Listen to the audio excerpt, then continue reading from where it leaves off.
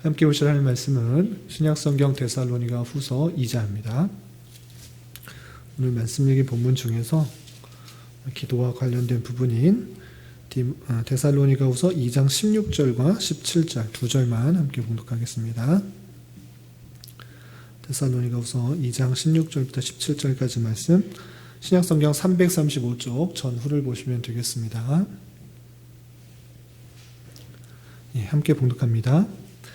우리 주 예수 그리스도와 우리를 사랑하시고 영원한 위로와 좋은 소망을 은혜로 주신 하나님 우리 아버지께서 너희 마음을 위로하시고 모든 선한 일과 말에 굳건하게 하시기를 원하노라. 아멘. 잘 오셨습니다. 오늘 금요기도의 시간에는 오늘 말씀 읽기 본문인 2장 중에서 기도와 관련된 그 부분들을 좀 위주로 교훈받고 또 함께 기도하는 시간을 갖도록 하겠습니다. 데살로니가 후서는 데살로니가 전서 이에서 두 번째로 보내는 그런 편지인데 그 기간이 얼마 되지 않은 그 기간 후에 쓴 것을 볼 수 있습니다. 그러니까 데살로니가 전서를 보냈는데 그 사이에 변화된 그 상황 때문에 급히 데살로니가 후서를 쓴 것입니다.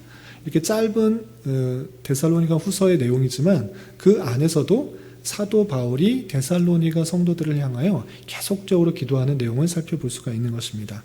오늘 2장에서도 16절, 17절에서도 데살로니가 성도들을 향한 사도 바울의 기도를 살펴볼 수가 있고, 여기뿐만 아니라 1장에서도 11절, 12절에 사도 바울이 데살로니가 후서 성도들에게 여러 가지 이야기를 한 후에 어떻게 되기를 기도한다, 이런 표현이 있고, 또 3장에서도 3장 1절부터 5절까지 내일 읽게 될 텐데 1절부터 5절까지도 또 성도를 향한 기도의 모습을 살펴볼 수 있습니다.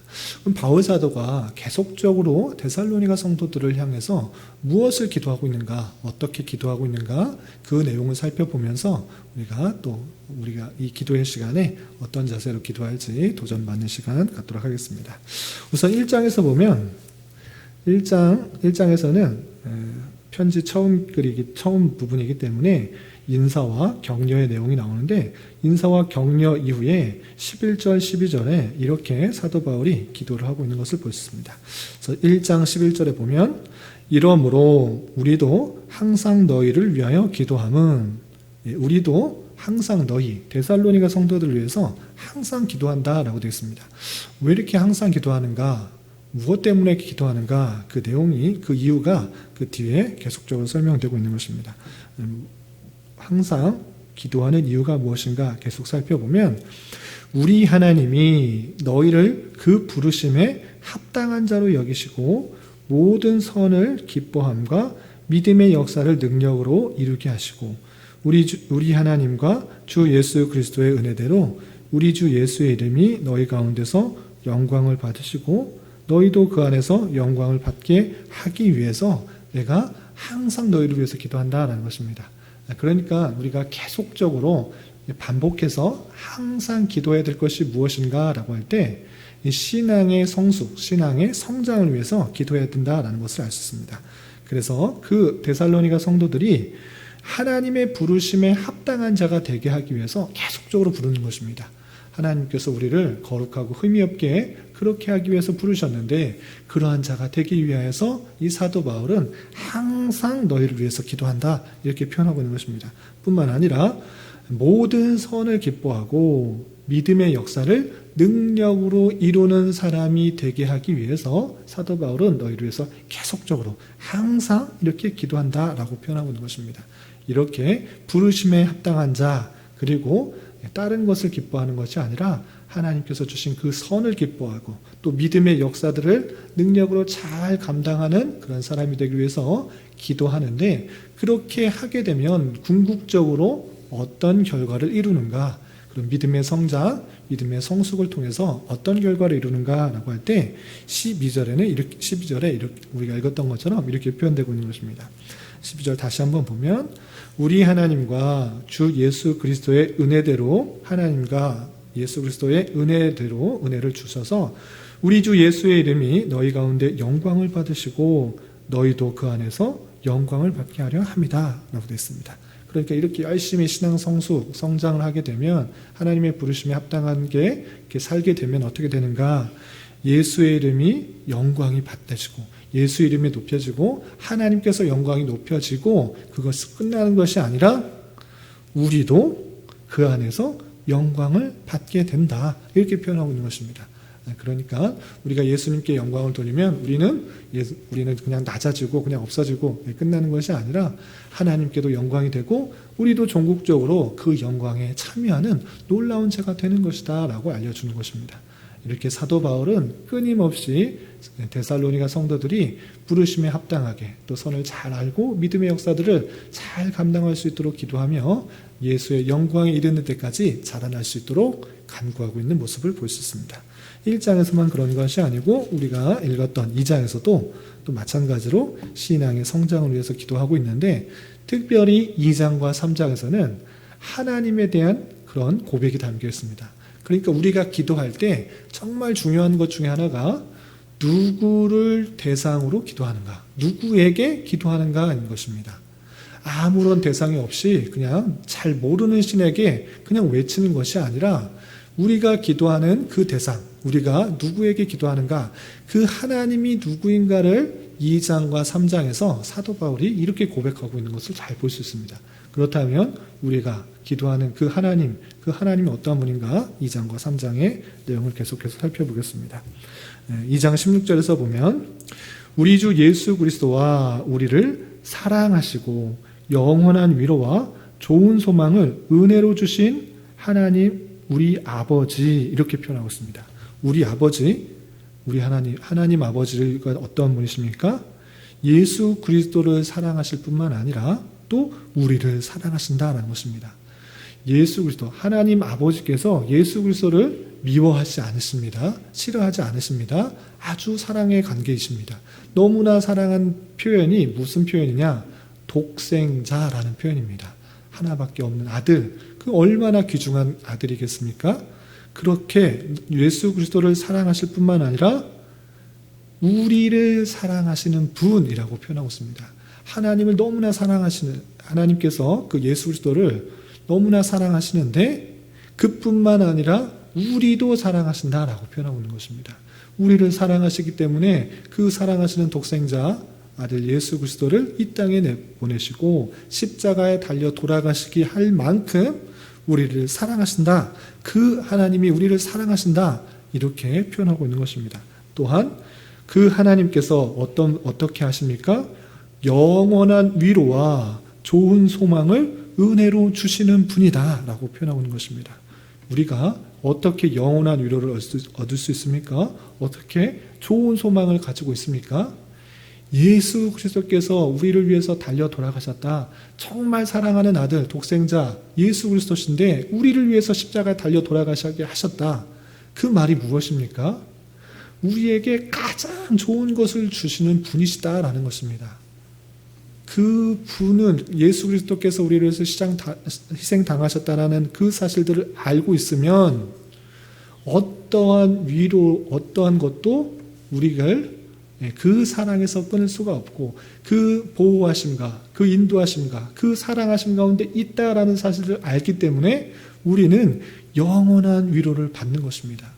우리가 하나님을 선택했고 우리가 하나님을 위해서 구원을 받은다고 하면 우리의 어떠함 때문에 구원이 좌우될 수가 있기 때문에 위로를 받을 수가 없습니다. 그러나 하나님께서 우리를 택하시고 부르셨고 우리를 사랑하시기 때문에 독생자 예수 그리스도를 이 땅에 보내셨다라는 그 사실들을 안다고 하면 우리는 영원한 위로를 얻을 수 있다라는 것입니다. 또한 그리고 우리에게는 하나님께서 천국을 우리에게 허락하여 주셨기 때문에 좋은 소망을 은혜로 주셨다라는 것을 알 수가 있는 것입니다. 그렇기 때문에 하나님에 대해서 어떻게 생각해야 될 것인가? 우리를 사랑하시고 또한 영원한 위로를 주시고 좋은 소망을 주신 분이시다. 그 하나님께 우리가 간구하는 그런 모습으로 나가야 되는 것입니다. 그런 아버지 하나님께 우리 아버지 되시는 모든 것을 아시고 책임져 주시는 아버지, 그 아버지 하나님에게 또 무엇을 간구하는가? 17절 보면 너희 마음을 위로하시고 모든 선한 일과 말에 굳건하게 하시기를 원하노라 하면서 그 아버지 하나님께 다시 한번 여러 가지 어려움과 환난 속에서 미혹하게 하는 그런 상황 속에서 마음을 굳건하게 붙잡고 위로해 달라고 기도하며 또 선한 일, 또 선한 말을 할 수 있도록 그렇게 간구하고 있는 그 모습을 볼 수 있습니다.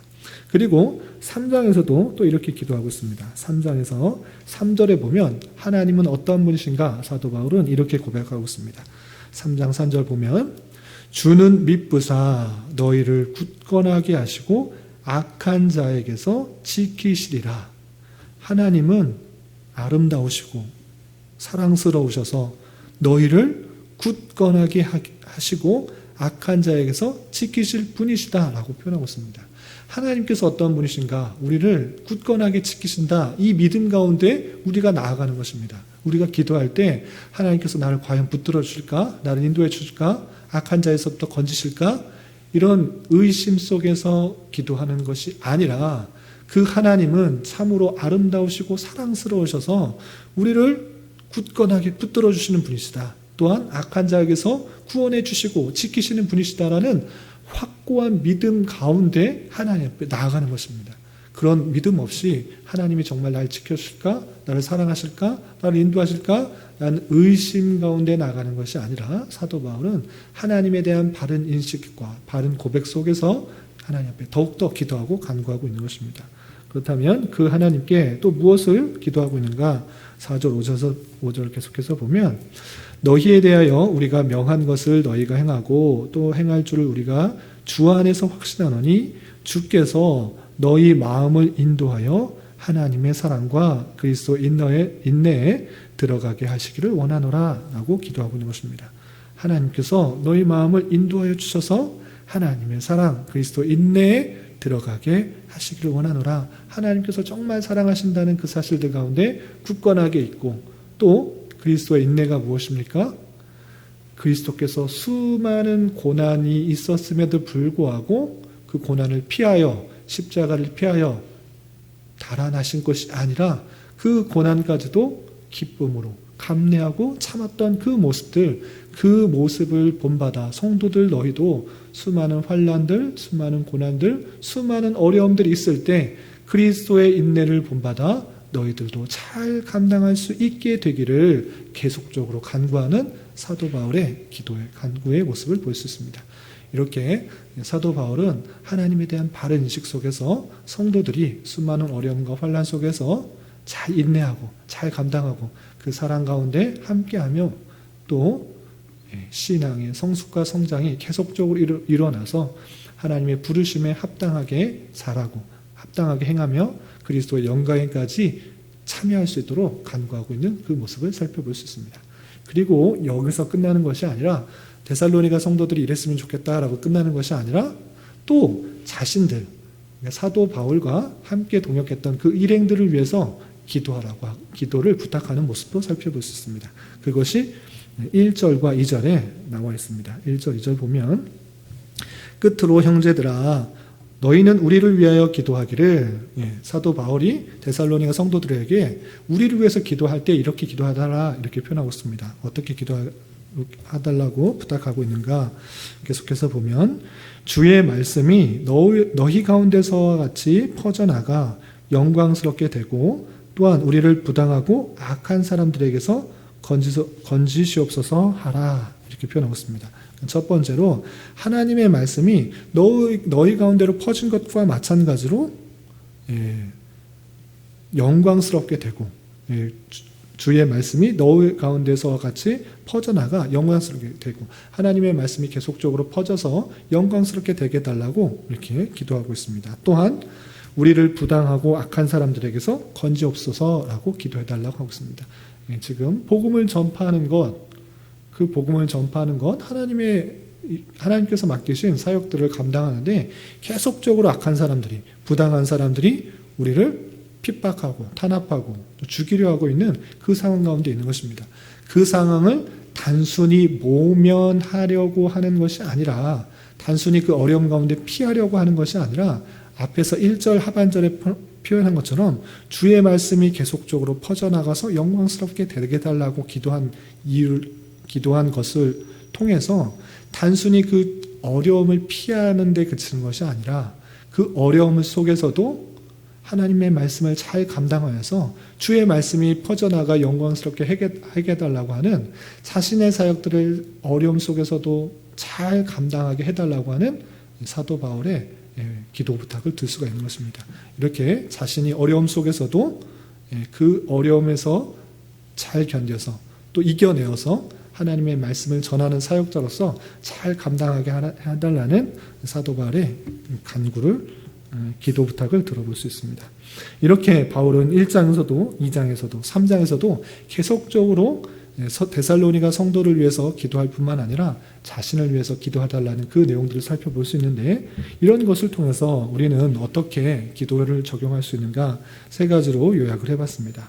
첫 번째, 우리가 기도할 때 아무런 대상 없이 허공에다 하는 기도가 아니라 우리의 기도의 대상이신 하나님에 대한 바른 인식과 고백이 있어야 될 것입니다.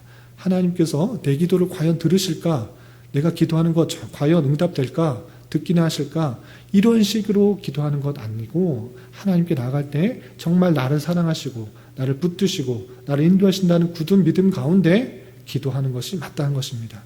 사도 바울도 그런 믿음 가운데 기도했던 것을 기억하면서 우리를 정말 사랑하시고 우리의 신음소리도 다 귀 기울이시고 모든 상황을 아시는 분께서 우리의 고백, 우리의 간구, 우리의 기도를 들으신다 생각하시면서 우리가 항상 기도할 때는 그 하나님에 대한 확고한 믿음 가운데 기도해야 될 것입니다.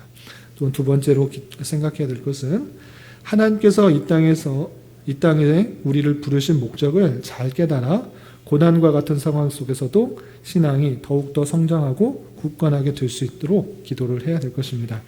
단순히 어려움과 환난을 피해 달라고만 하는 것이 아니라 그 어려움과 환난 속을 잘 감당하게 해달라고 기도하는 것이 마땅한 기도라 할 수 있는 것입니다. 하나님께서 능력이 없으셔서 힘이 없으셔서 고난 가운데 있게 하신 것이 아니라 하나님의 놀라운 지혜와 섭리 속에 그 고난도 감당하게 하신다라는 사실들을 잊지 말아야 될 것입니다. 성도는 고난을 피하는 삶이 아니라 고난을 잘 감당하는 삶이다, 이렇게 이해할 수가 있어야 될 것입니다. 바울 사도가 기도한 것처럼 너희들도 그리스도의 인내에 들어가게 하시기를 원하노라 라고 기도한 것처럼 우리도 예수님께서 그 십자가의 고통과 고난들을 잘 감당하신 것과 마찬가지로 우리에게 맡겨진, 우리에게 주어진 십자가를 피하는 것이 아니라 잘 감당할 수 있는 자가 되게 해달라고 기도해야 될 것이고, 그것을 통해 성도는 오직 하나님만 의지하게 하고 하나님께서 주시는 힘과 능력 가운데 우리의 신앙이 더욱더 성장하게 될 수 있다는 사실들을 잊지 말아야 될 것입니다. 그러한 삶이 하나님께서 우리를 부르신 목적이요, 우리를 거룩하고 흠이 없게 하는 하나님의 방편이어서 금보다도 더 정결하고 순결하게 우리를 이끌어 나가는 하나님 방편인 줄 알아 그 모든 것들을 잘 감당할 수 있도록 해달라고 기도해야 될 것입니다. 그리고 마지막으로 교훈받을 수 있는 것은 사도 바울은 자신만을 위해서 기도하지 않고 데살로니가 성도들을 위해서 계속적으로 기도하고 있습니다. 뿐만 아니라 데살로니가 성도들에게 너희들끼리 잘 신앙생활할 수 있도록 기도하라는 것에 그치지 않고 우리를 위해서 기도해달라고 표현하고 있습니다.